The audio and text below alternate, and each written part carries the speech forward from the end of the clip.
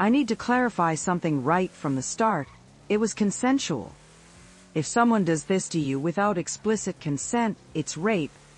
I'm going to explain why this worked for me and my partner, but just because it works for us doesn't mean it's right for everyone. It requires a lot of prior communication and trust. Now that's out of the way, let me share my story because it's a big deal to me, and I'm really happy about it. I'm a 27-year-old woman, and I'm very much a submissive in bed. I crave being held down and want things to be rough.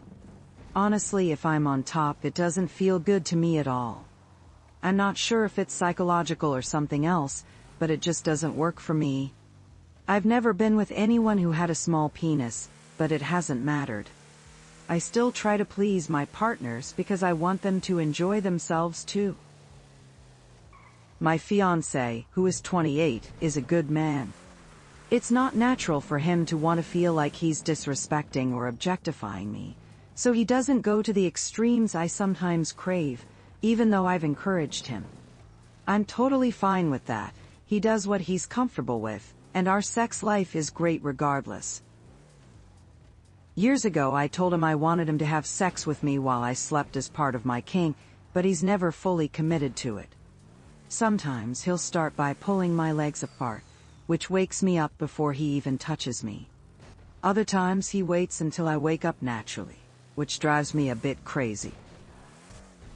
Right now we're long distance due to work, but we planned a trip together for my birthday.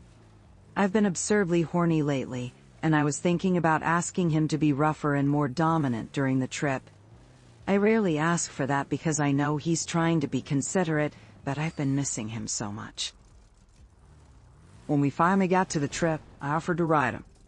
I'm not sure I've ever initiated like that before, but I thought it might increase my chances of getting what I wanted for my birthday. Then, the next day, he broke his leg. Seriously.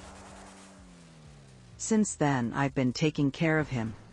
The last time we had sex where I actually felt something was back in August, and suddenly, he couldn't have sex at all. Not for my birthday, not for the rest of the trip, and once we got back, he had surgery.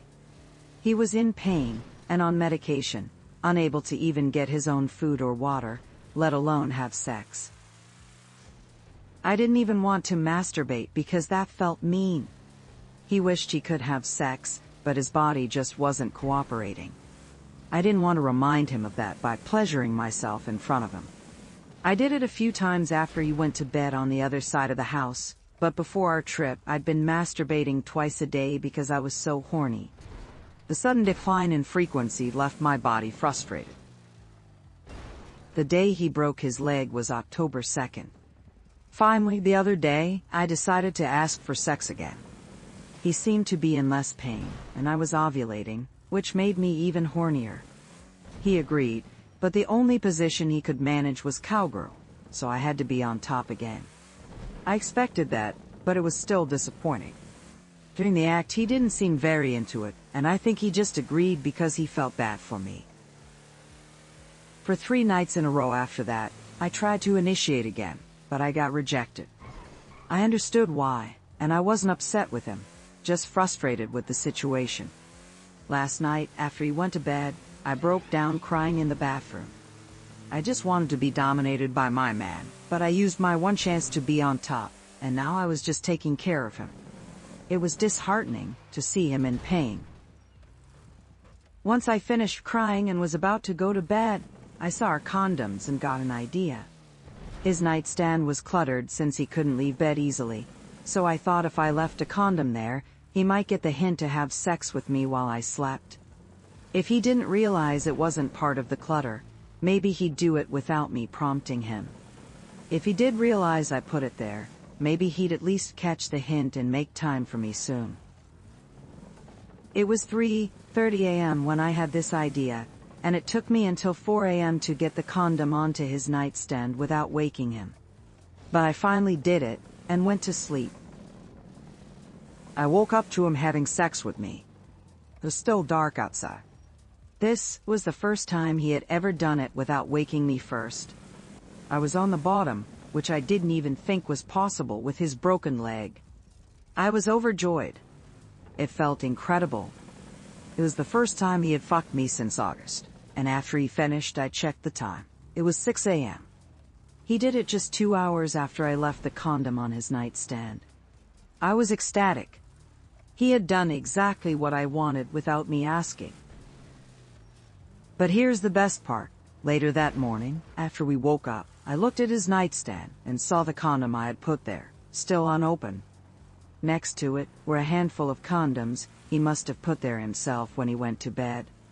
They weren't there the day before, and I hadn't seen them that night because it was dark when I placed mine there. So, what does this mean? 1. I tried to initiate sex, and he said no, because he was in pain and tired. 2. He knew how much I wanted him, so he thought of a plan to fuck me as soon as he was able. 3. He decided to put condoms on his nightstand, so he could have sex with me while I slept as soon as he wasn't tired anymore. 4. He went to sleep. 5. I got the idea to put a condom on his nightstand for the same reason. 6. I went to sleep. 7. He fucked me as I slept just 2 hours after I went to bed, which happened to be when he wasn't tired anymore. We had the same idea independently within hours of each other. I can't describe how amazing I felt afterward. I didn't even orgasm, but I felt more satisfied than I ever have in my life. That's my man. That's my future husband. TLDR, my long-distance partner got injured the first time I saw him in a while, so we couldn't have sex, and I was really frustrated. He has a free use pass and has been feeling better, so I hoped he would use it to have sex with me while I was sleeping. Coincidentally, that exact night, he read my mind, and did it on his own just a couple of hours later. We are so back.